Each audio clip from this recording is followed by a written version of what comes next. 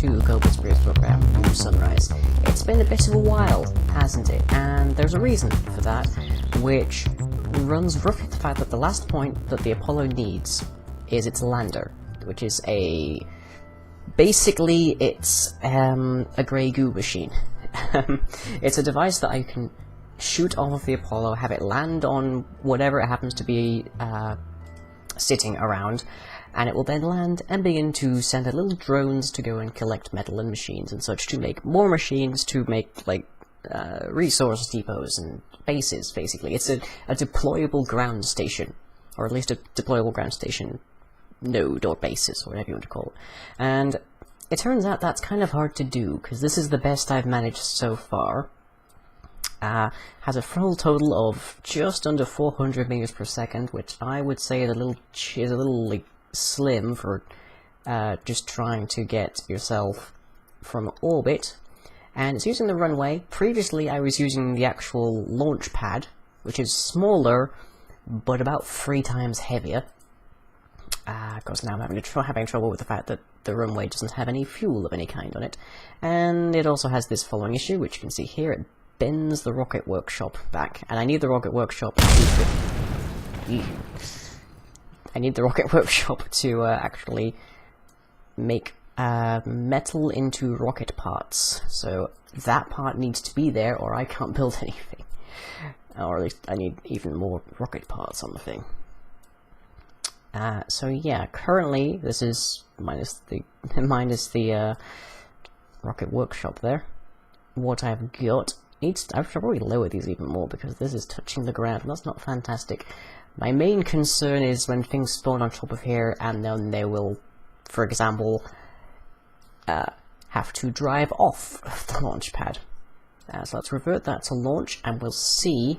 I'll put this into an orbit around the moon, just using hyperedict, because this is my testbed world. I don't much care about that. We will see if we can get this thing. Let's see, select orbit. No, I can't cancel that. Close. Make it go away. Select body, and we want the moon, and let's give it an altitude of 6,000. I think that's sufficient. Tally-ho. Otherwise, we're about to flatten this as a mountain, we'll say. The terrain of the moon has changed quite a bit in more recent updates, so it's become a lot more speckled and funky. That is assuming Kerbal Space Program has not just crashed. There we go. Okay, and yes, we're in an orbit. Not a fantastic one, but an orbit.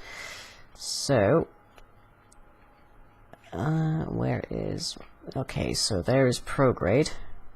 And we want to burn retrograde first. And because of the rocket workshop, this thing is actually quite a bit...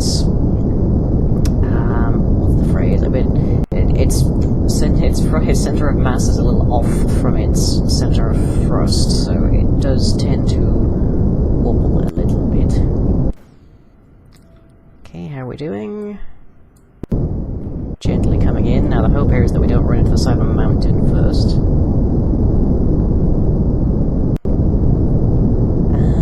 And we're actually doing okay for meters per second here. Although we still have fewer meters per second than we do meters per second, fewer delta V than we do meters per second on the surface here, so that's not fantastic. But we need to ideally zero this out. And if not zero it out, then minimize it to a point where our trajectory is basically vertical. And this thing does require quite a bit of control because of the off-center center of mass. Or center of thrust, I suppose. Either way, they're not aligned, which is the problem. Okay, let's... So now it's really hard to control. But at least we're going a little faster.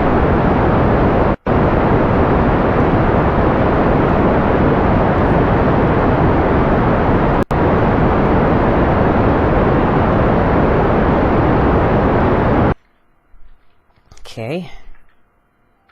How much good did that do us? Quite a bit, actually. But the question remains, will it be enough? We'll find out as our velocity becomes a lot steeper. Let's move over this thing a little bit.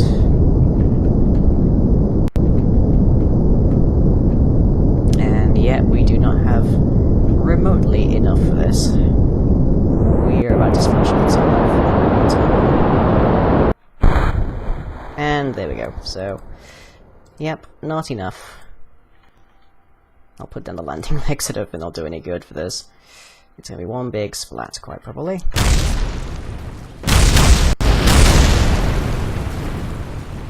Okay, well, the good news is that we've still got 213 rocket parts.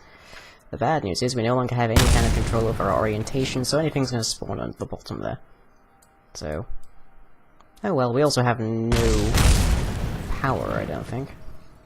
No source of power there. So yeah, that is what I've been working on lately.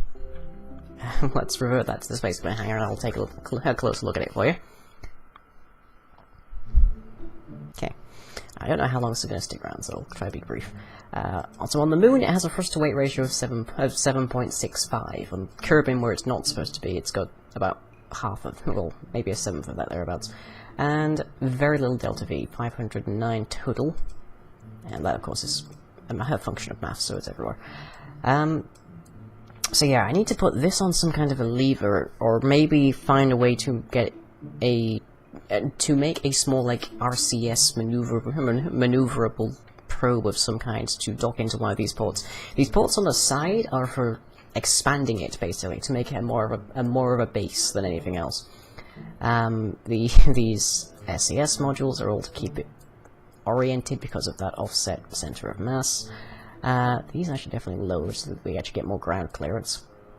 But really, what I mostly need to do right now is figure out how to give this thing more delta V, and then I can worry about docking it to the Apollo.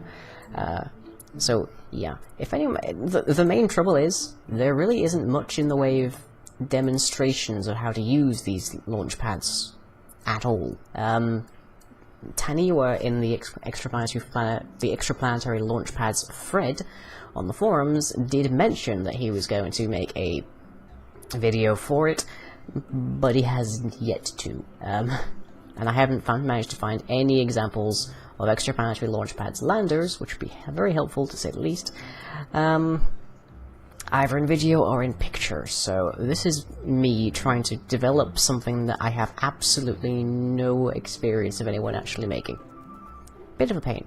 But meanwhile, I'm doing a bunch of stuff for Kerbal Space Program Back to School, and I actually have a plan either for the deep future of that or for potentially a side project, which might be a bit of Kerbal Space Program machinima. But I will keep stum about that until I actually have more decent information about it. So yeah, bit of a short episode. Apologize for that. I just don't have much to show you right now until I can figure out this lander. But until then, the sky is always sunny here at New Sunrise, so I shall catch you all next time. If you enjoyed this video, be sure to leave a like and or a favourite. Follow me on Twitter and subscribe to be notified of future updates. You can also check out the website where most other content is uploaded. That's all for now. Catch you later.